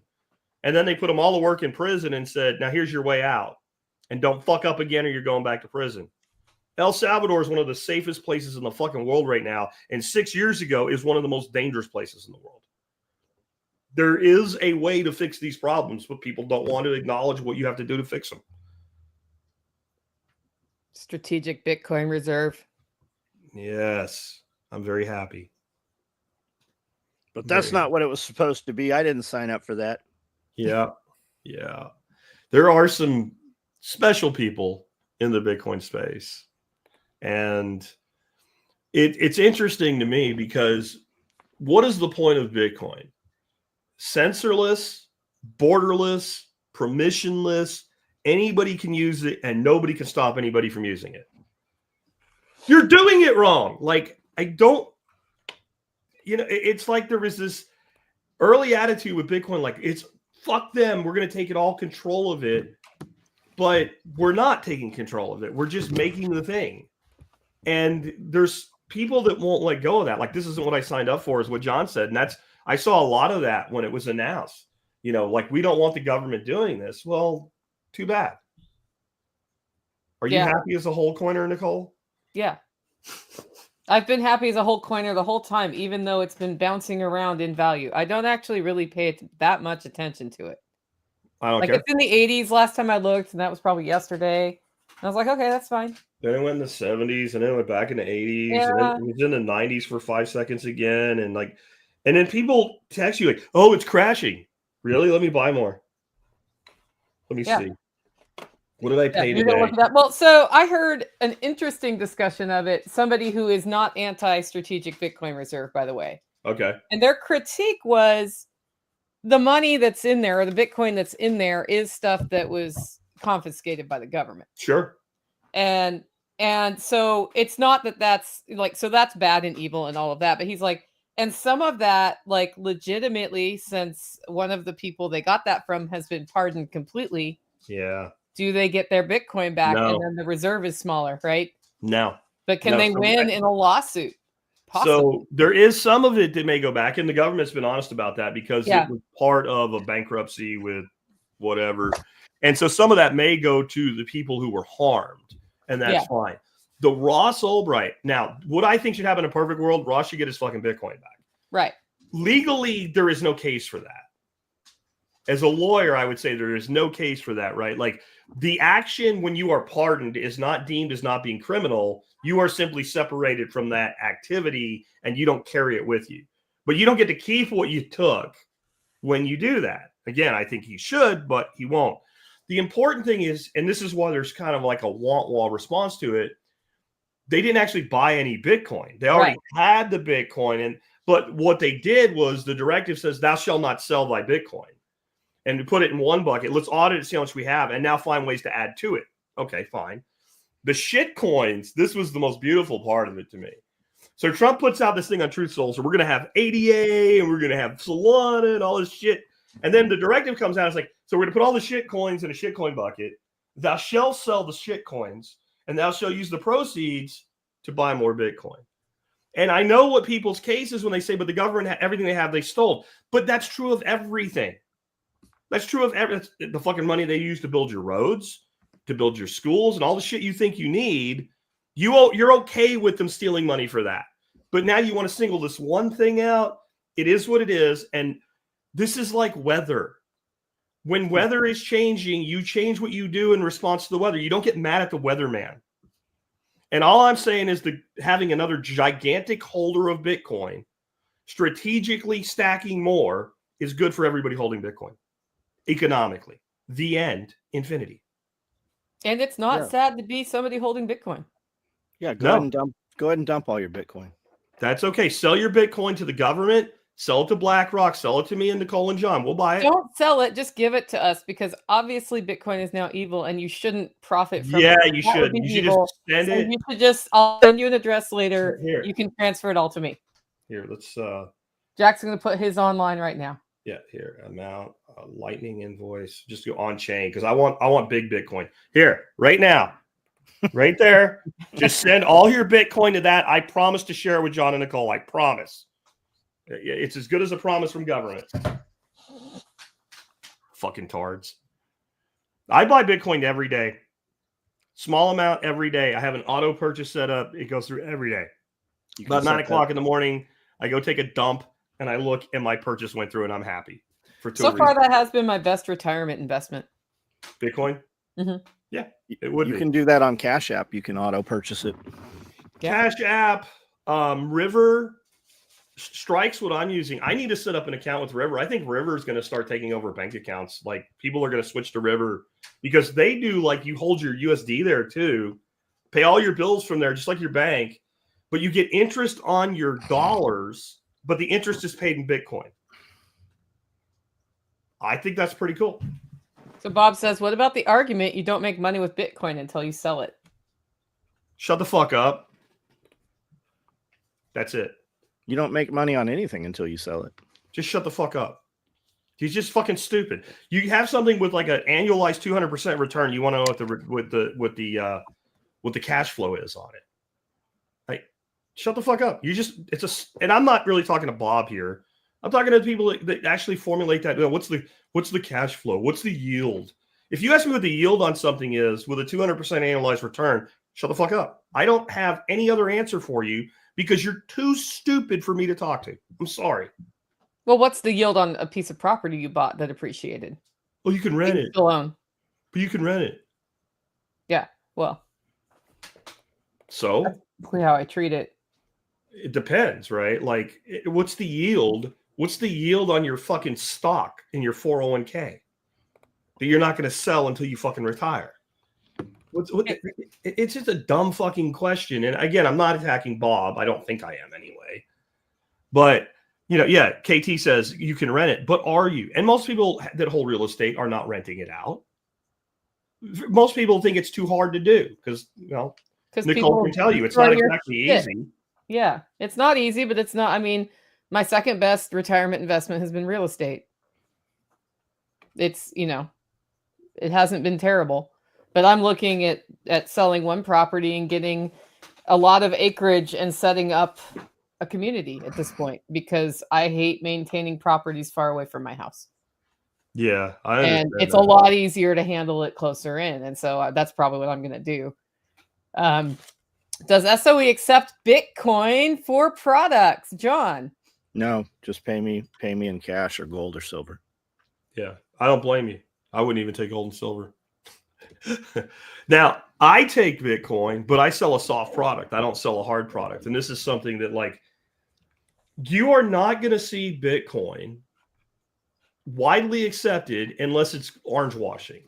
Because what's going to happen is that person says they're accepting Bitcoin, it's immediately back end swapped over to US dollar. And the reason is simple. John, over the past couple months, Bitcoin went really high and then really, really, really way down. If you were doing all your sales in Bitcoin or converting all your sales to Bitcoin on atomic swap or whatever, if you were saving that money for the rest of your life, that would work out for you. But since you have to like buy new inventory with it and make payroll, what would happen to SOE if you were taking 30% hits on your revenue over the last 60 days and now you got to make payroll next week? Plus, the guy's asking if we take Bitcoin.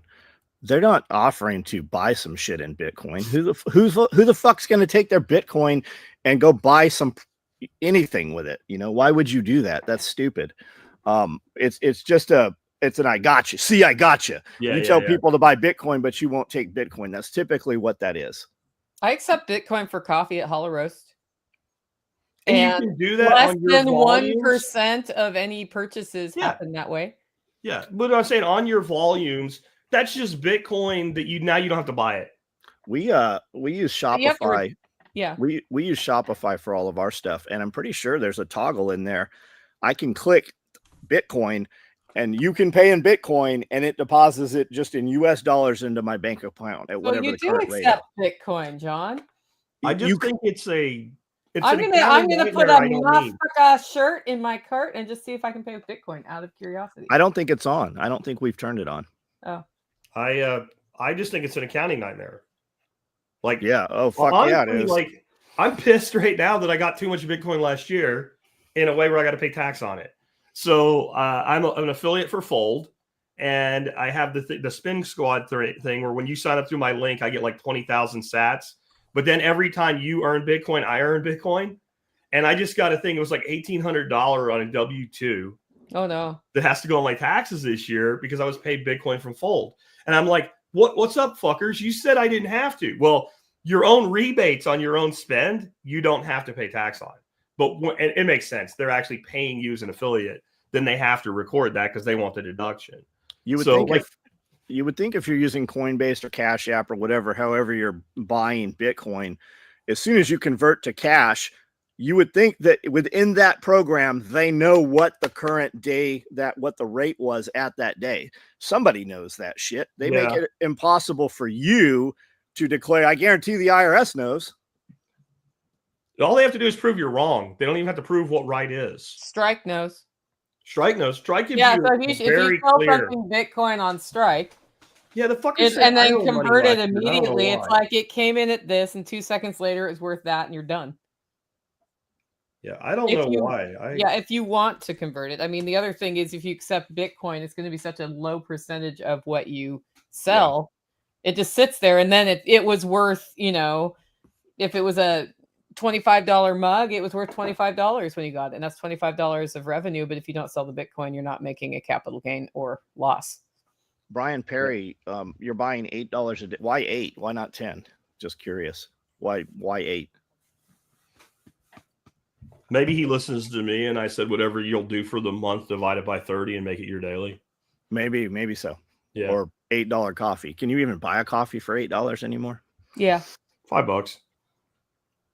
Yeah. I think a large plain coffee at Starbucks is like four something. It's almost $5. And it's not I drink Hollow Roast out of an AeroPress. Yeah. It's empty. Fuck. Dorothy, make coffee. Closer to Camden, Nicole? No. If I buy property, it'll be close to me. That the whole point is not driving everywhere all over the place. I'm not moving. I'm way too entrenched here at this point. Yeah, I wouldn't move if I were you either. I mean, like, there are situations where I would move, but it would take a lot. Like if somebody just wrote you a check for $100 million, you'd probably find it. Totally. Yeah, I'm in. Nicolistan will happen. or Sauce Stand. Although I could probably buy the whole holler at that point. Sauce City. Establish myself as a municipality and just go forward from there. Sausalito. Become the government. No, that's not my the new country of Sausalito. Put your own damn road in. Yeah, well, there is a road, and I'm happy with the quality of my road. It keeps people from driving on the road. If I lived where you did and somebody gave me $100 million and I chose to stay there, I would do two things. One, I would improve the road. And two, I know why you don't want to improve the road. Yes, I would put in fucking private gates and you're not getting in. So now we can fix the road because we don't have to worry about people we don't want coming down the road. I actually lived for a few years when we were in Arkansas with a gate on the road that kept people out that didn't live there. It was the greatest fucking thing ever. It was the best wonderful. thing. Yep, best. And we had like 4 neighbors, so it wasn't even that many people that could come behind the gate. And we literally Friday at like 4:30, my neighbors north of me had like 2 families that always came over and hung out with them Friday night. We called it rush hour because 2 vehicles went through the gate within 20 minutes. That was rush hour. I loved that.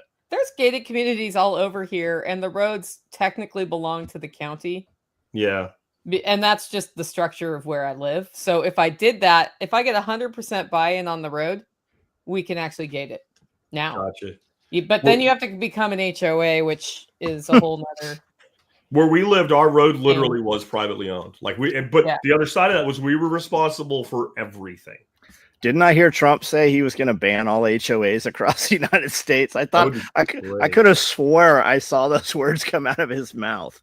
I think that was AI though. Maybe. Because I don't think he has the authority to do it. No, probably not. But man, like the Karens you would hear Karen wailing like from the whole country in simultaneous agony if we had got rid of HOAs. You should ask AI what it sounds like and see if it can generate that particular audio imagery. Did you hear the solar wind? No. The solar wind was freaky. So they made this satellite that apparently had enough shielding to get inside the sun's atmosphere before it incinerated itself. And so since it was in the atmosphere of the sun, you could hear the sound of the solar wind. It sounds like fucking sound effects for fucking hell. It is one of the creepiest fucking noises you will ever hear. But the flat earth cards really got upset about it. I encourage you to look it up. Yeah. Well, there's always somebody to be mad about something. Y'all roll. I'll see if I can find it. There's a YouTube channel that came across my radar about 2 weeks ago, and it's this dude that does modified cars and stuff. And he has some beater truck that was parked in his driveway. It's legally plated.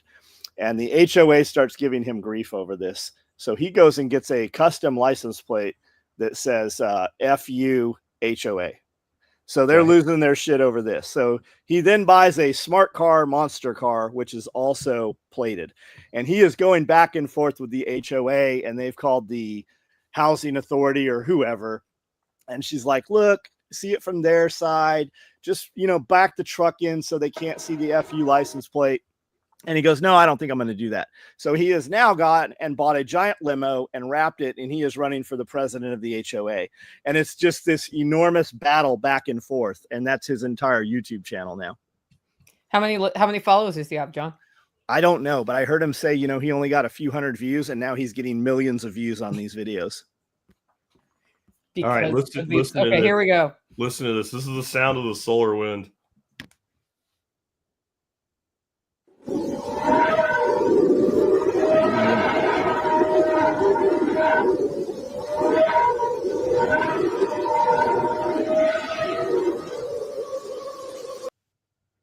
And where is that? The sun. The sun. Okay. So it's some space probe that they made that had enough shielding to get inside the atmosphere before it incinerate. It eventually just gone. That is the sound. If you could get inside, like Star Trek, the atmosphere of the sun, that's what it sounds like. Poltergeist. It's fascinating. It's pretty freaky sounding, man. But we're all dupes because the Earth is actually flat and we have never gone to space. Right. Yeah. And there aren't people stuck in space right now.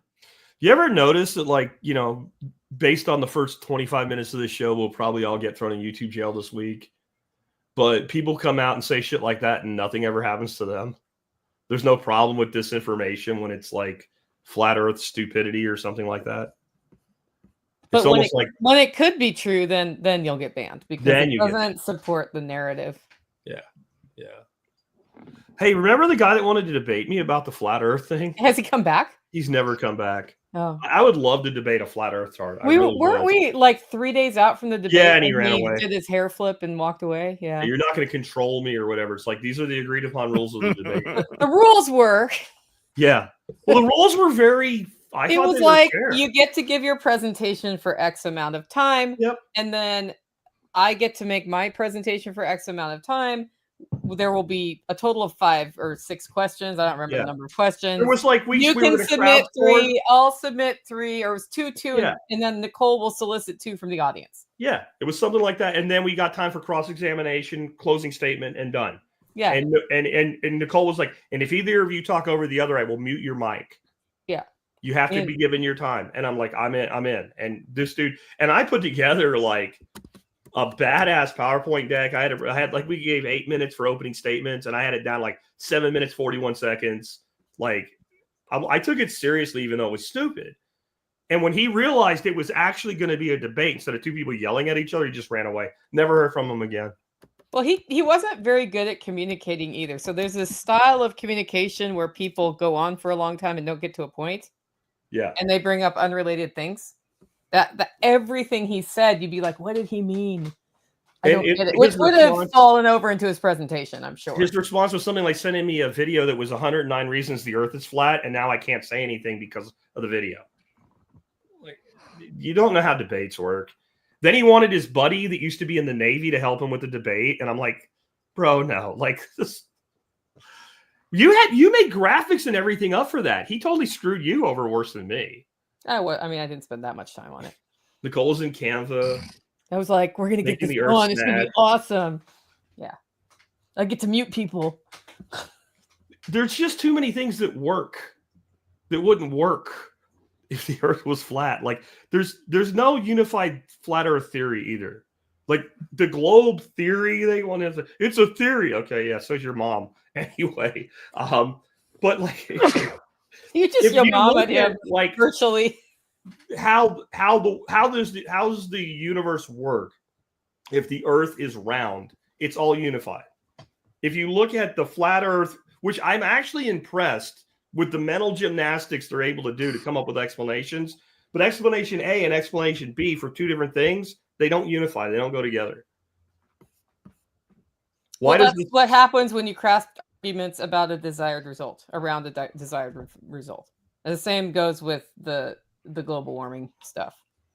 Yeah. It's not that there's not climate impacts from things, but they can't unify it. And so then you're just like, it's just like shooting fish in a barrel. Yeah. Yeah. None of which means we shouldn't care for the earth, but the height. Let's go back to that. Every other planet is round except ours. There aren't other planets. No, they just lights in the sky. Fictional. Yeah. It's lights in the sky. And when you say, well, why would they do all this? I don't know, but it probably has something to do with money. That's like the official flat earth hard answer. It has something to do with money. We don't know what.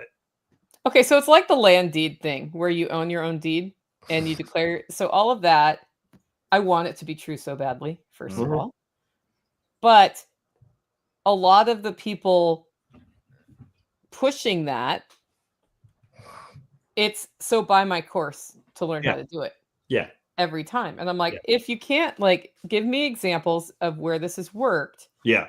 I don't want to go down that road. It's like, I don't want to tell people to go down that road because they're going to be pretty pissed if they don't successfully fight off somebody wanting to come put them in jail. My response is that being said, I'm not closed to considering it. It's just the argument. One neat trick, Nicole. Just one trick that the government doesn't want you to know. Give me $99 and I'll tell you how to do it. Like, if this was real, there would be billboards in the middle of Dallas, Texas, saying, call me and I'll alloidial title your house. Right? Like this is nonsensical. I'm sorry. It's show me where Bill got his alloidial title. The county of what's its fuck said, Bill, you owe us fucking money and we're taking your fucking property. And Bill said, fuck you, and went to court. And the judge said, you're right. Bill has an alloidial. Show me that. It doesn't exist. I'm sorry. I'm with Nicole. I want that to be true. And if it was true, then I would do it. Or the guy about the PMAs, right? PMAs have some power, but there's certain things you can't do with them. And the main guy everybody points to, he went to fucking federal prison for like 8 years. I don't want that. Federal prison sucks. I mean, I haven't been there, but I've had people tell me about it. I don't care. I don't recommend it. 0 out of 10 stars. Do not recommend. John can tell us. Yeah. The alloidial title. Well, it's kind of like the Constitution, right? The Constitution has some rules we're supposed to follow. Do we follow those rules? Motherfucker. I love the people that think you can lecture a cop on the Constitution on the side of a road. I love the videos. I love watching those videos. Well, and don't get me wrong, there are times where you are right and you can stand for your rights. And that's not what I'm talking about. I'm talking about the guy that, like, he's driving down the road with a fucking notebook piece of paper that he made his own driver's not his license, his license plate with.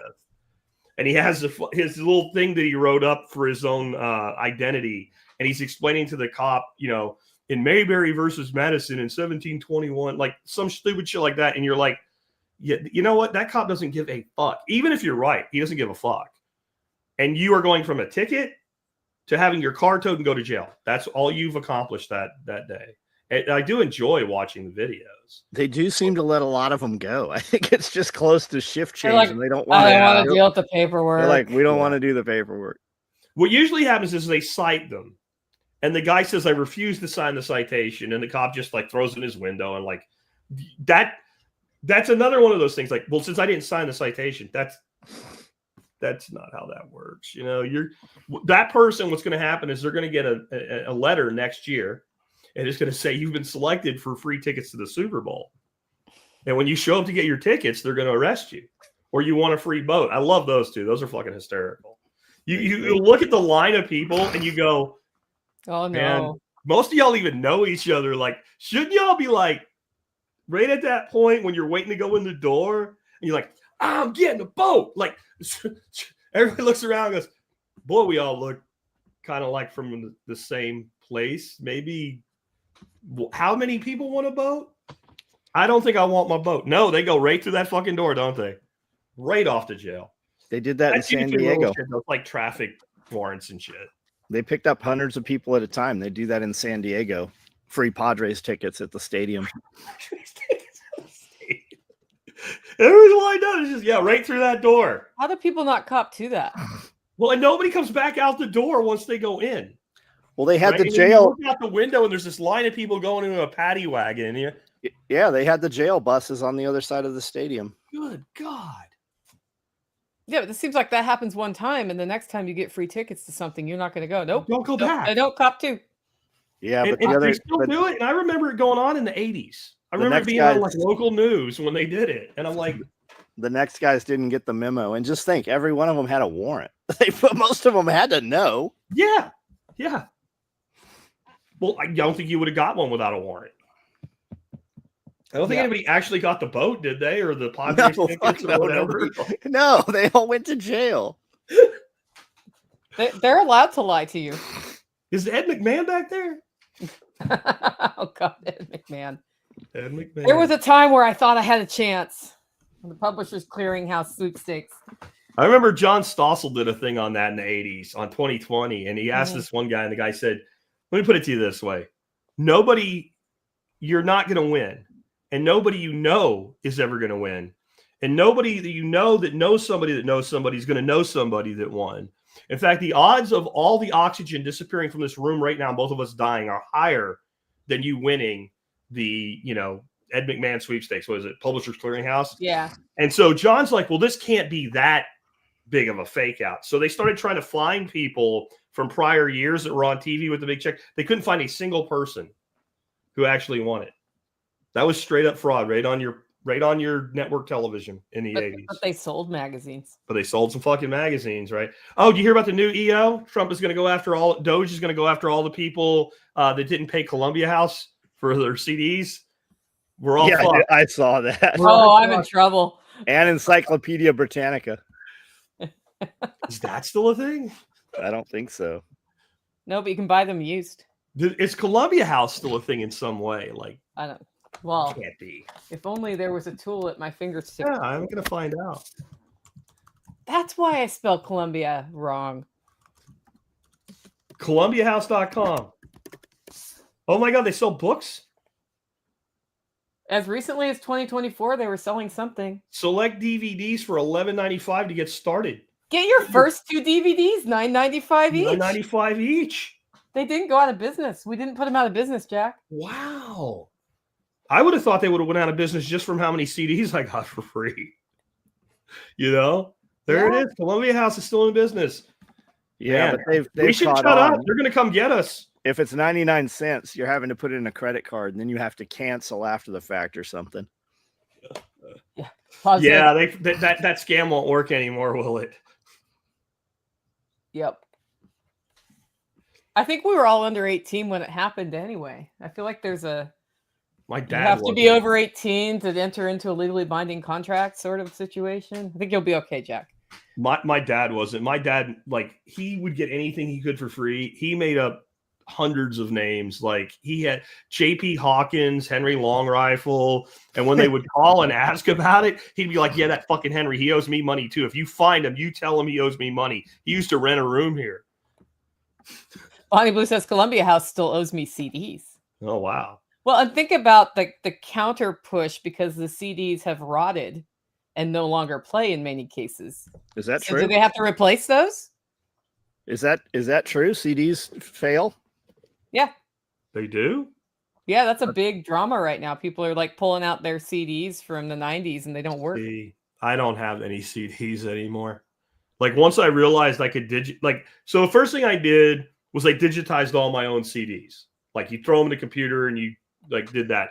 Then remember LimeWire? When LimeWire came out, it's probably the oldest motherfucker that was actually willing to use LimeWire and fucking just wrecking computers with it. But it was I can get anything I want, including things I can't buy, like bootleg copies and shit. I had one that was some song by YouTube, but Bruce Springsteen came up on stage and played the guitar in it and shit. And it was I ain't buying anything ever again. And then, of course, what happened? We digitized everything. We came up with subscription services, and now I pay for my music again. Just very, very little. You realize that we're paying less for a monthly subscription to listen to anything you want right now than a fucking CD cost in 1988. Do you see the thing about, I saw something this morning, Kindle is changing you no longer own the books. So when you rent a Kindle book, you cannot put it on other devices any longer. Huh. But the app does that. The Kindle app itself does that.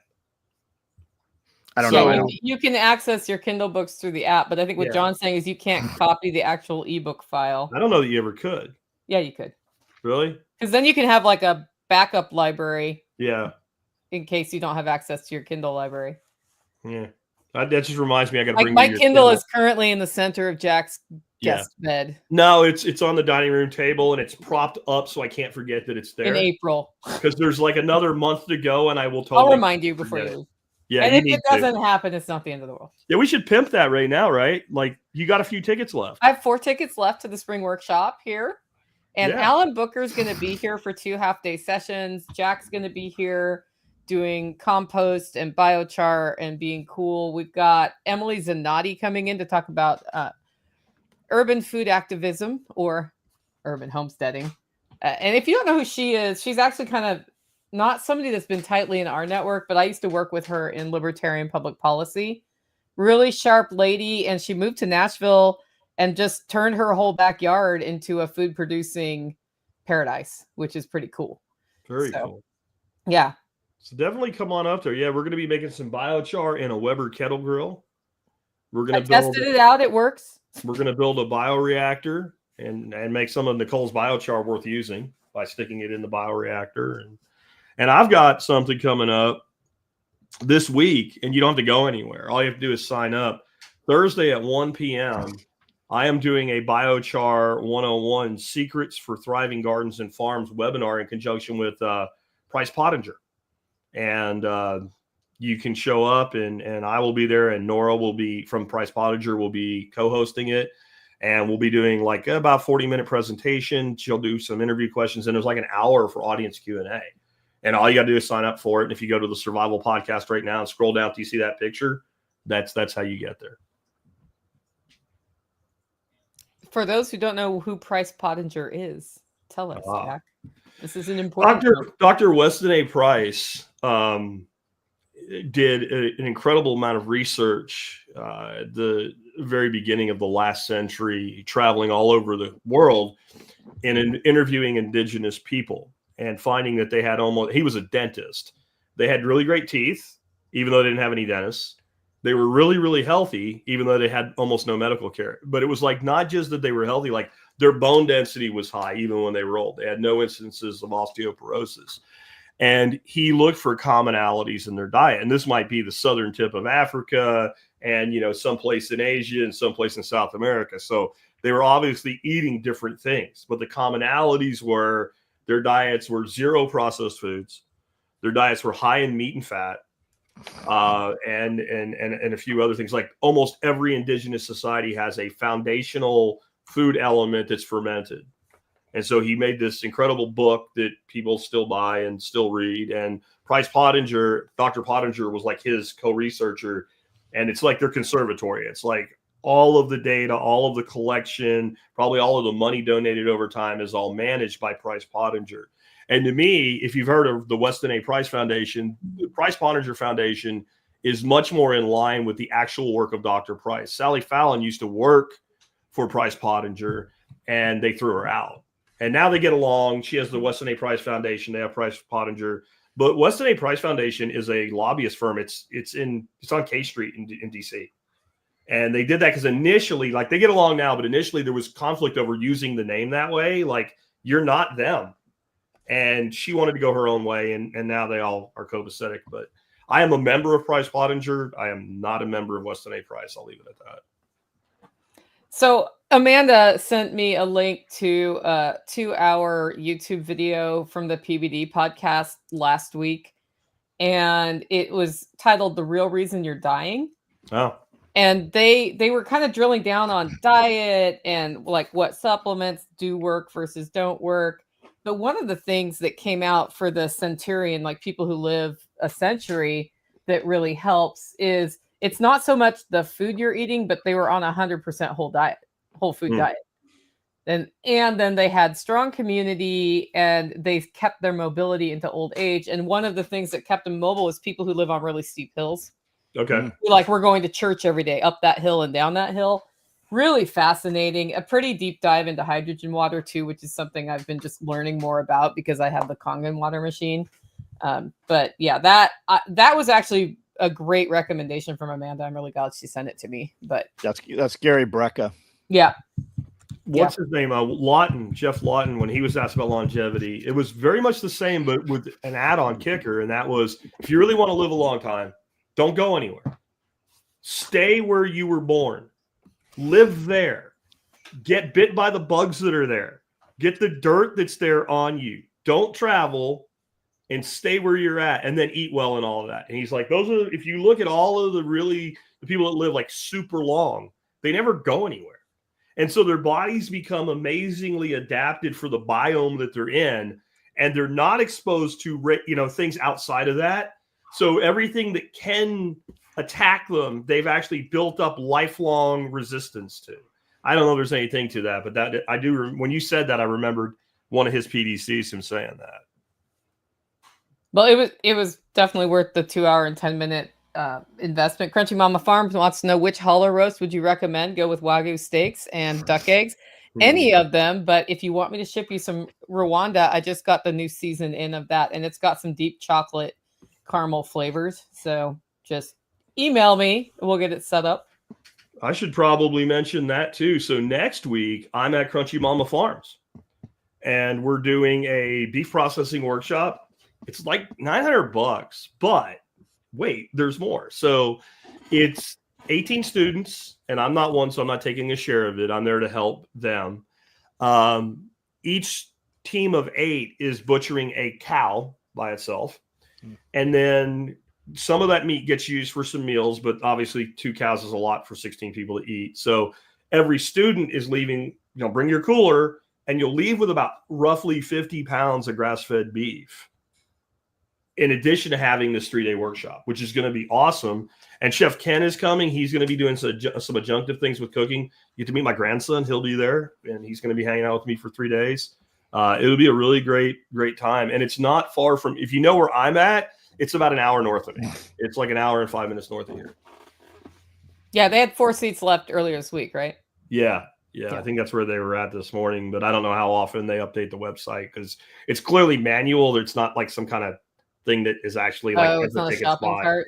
Yeah, it's they have to change it whenever they want to change it. So gotcha. But hey, if 4 less people come, that's just more grass-fed beef for everybody. But I mean, they said they usually sell out, like the last tickets they sell out are always like a week out, as it gets closer. So there should be a lot of cool TSP people there. I do know Hog-Eye Harry will be there. He's one I'm sure of. Yeah. And then me. I mean, I get to come hang out with Jack. It's worth $900 to hang out with me for 3 days. Isn't Ken tasting some bourbons? He's bringing bourbons. Yeah. He's doing some other cool shit too. Even though he's all in on carnivore? Yeah. Or ketovore? Yeah. Yeah. Tasting bourbon and drinking are different. True. Well, they can be. They're not always different. They can be the same too. I did a competition one time. I tasted over 100 bourbons and scored them. And you spit out, right? Because you can't. I didn't spit out, but it was such a small amount of each one. I barely had a buzz when it was done. I don't believe you can accurately judge a bourbon by spitting it out like a French does wine. I think you have to swallow it, but it was literally like minuscule sips, and it was several hours to do this.